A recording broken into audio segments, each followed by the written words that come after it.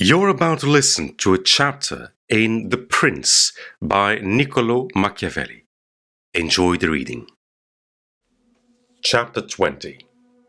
Are fortresses and many other things to which princes often resort advantageous or hurtful?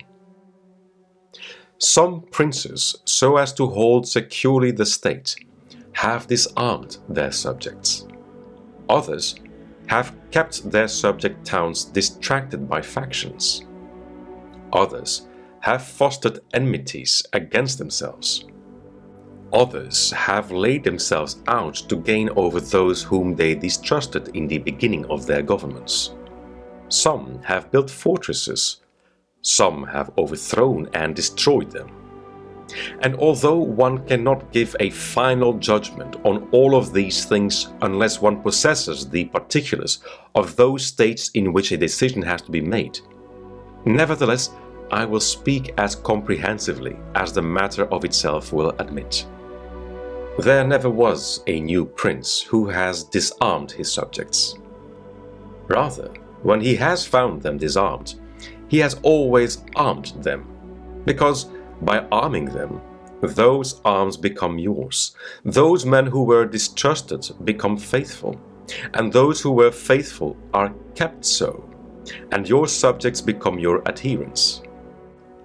And whereas all subjects cannot be armed, yet when those whom you do arm are benefited, the others can be handled more freely. And this difference in their treatment, which they quite understand, makes the former your dependents, and the latter, considering it to be necessary that those who have the most danger and service should have the most reward, excuse you. But when you disarm them, you at once offend them by showing that you distrust them, either for cowardice or for want of loyalty, and either of these opinions breeds hatred against you. And because you cannot remain unarmed, it follows that you turn to mercenaries, which are of the character already shown. Even if they should be good, they would not be sufficient to defend you against powerful enemies and distrusted subjects. Therefore, as I have said, a new prince in a new principality has always distributed arms. Histories are full of examples. But when a prince acquires a new state, which he adds as a province to his old one, then it is necessary to disarm the men of that state, except those who have been his adherents in acquiring it. And these again, with time and opportunity, should be rendered soft and effeminate, and matters should be managed in such a way that all the armed men in the state shall be your own soldiers, who in your old state were living near you. Our forefathers, and those who were reckoned wise, were accustomed to say that it was necessary to hold Pistoia by factions, and Pisa by fortresses. And with this idea they fostered quarrels in some of their tributary towns, so as to keep possession of them the more easily. This may have been well enough in those times when Italy was in a way balanced, but I do not believe that it can be accepted as a precept for today, because I do not believe that factions can ever be of use. Rather, it is certain that when the enemy comes upon you in divided cities, you are quickly lost, because the weakest party will always assist the outside forces, and the other will not be able to resist. The Venetians moved, as I believe, by the above reasons, fostered the Guelph and Ghibelline factions in their tributary cities, and although they never allowed them to come to bloodshed, yet they nursed these disputes amongst them, so that the citizens, distracted by their differences, should not unite against them, which, as we saw, did not afterwards turn out as expected, because after the rout at Vaila, one party at once took courage and seized the state. Such methods argue, therefore, weakness in the prince, because these factions will never be permitted in a vigorous principality.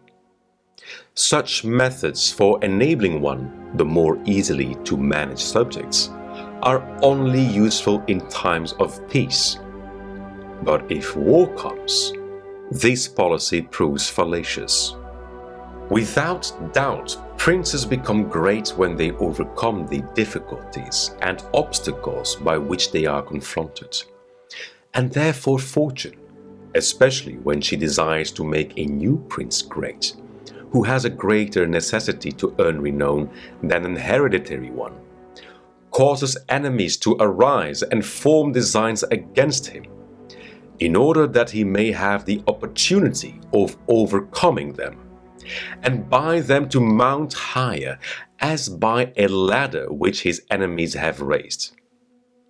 For this reason, many consider that a wise prince, when he has the opportunity, ought with craft to foster some animosity against himself, so that, having crushed it, his renown may rise higher.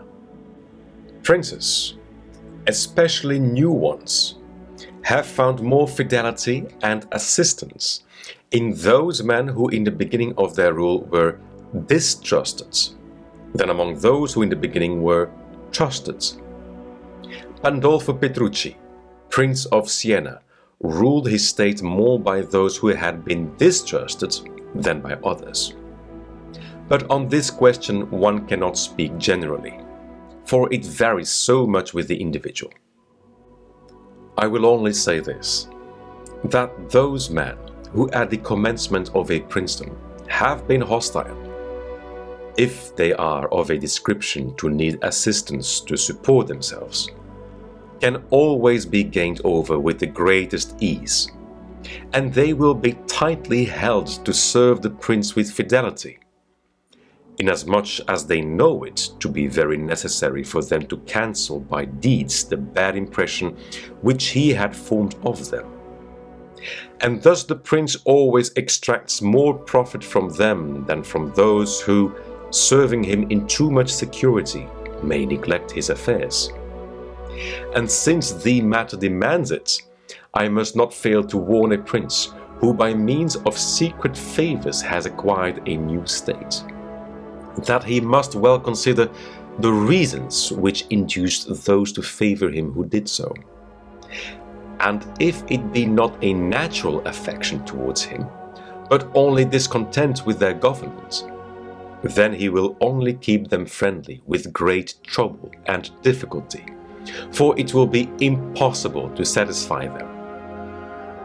And weighing well the reasons for this in those examples which can be taken from ancient and modern affairs, we shall find that it is easier for the prince to make friends of those men who were contented under the former government, and are therefore his enemies, than of those who, being discontented with it, were favorable to him and encouraged him to seize it.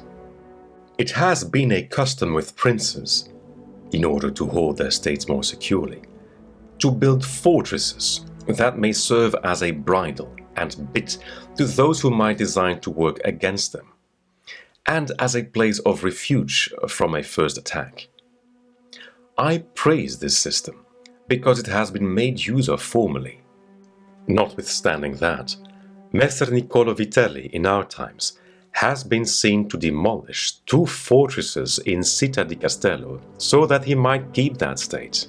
Guido Ubaldo, Duke of Urbino, on returning to his dominion, whence he had been driven by Cesare Borgia, razed to the foundations all the fortresses in that province, and considered that without them it would be more difficult to lose it. The Bentivogli, returning to Bologna, came to a similar decision. Fortresses, therefore, are useful or not according to circumstances.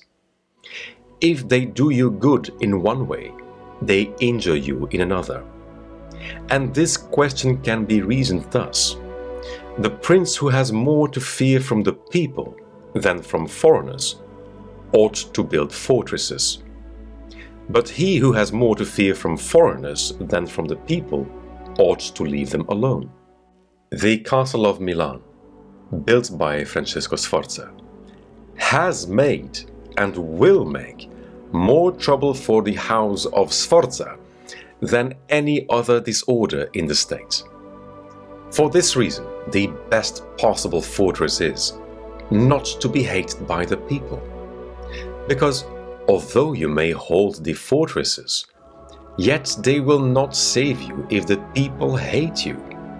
For there will never be wanting foreigners to assist a people who have taken arms against you.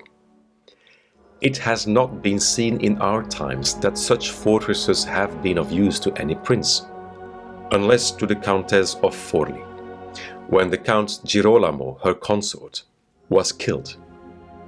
For by that means she was able to withstand the popular attack and wait for assistance from Milan, and thus recover her state. And the posture of affairs was such at that time that the foreigners could not assist the people. But fortresses were of little value to her afterwards when Cesare Borgia attacked her, and when the people, her enemy, were allied with foreigners. Therefore, it would have been safer for her, both then and before, not to have been hated by the people than to have had the fortresses. All these things considered then, I shall praise him who builds fortresses as well as him who does not, and I shall blame whoever, trusting in them, cares little about being hated by the people.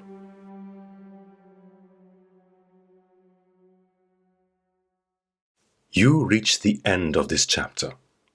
What was your biggest insight? If you'd like to listen to another chapter or browse for another audiobook, head over to the channel.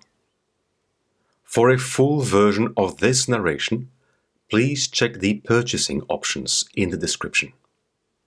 Thank you for listening.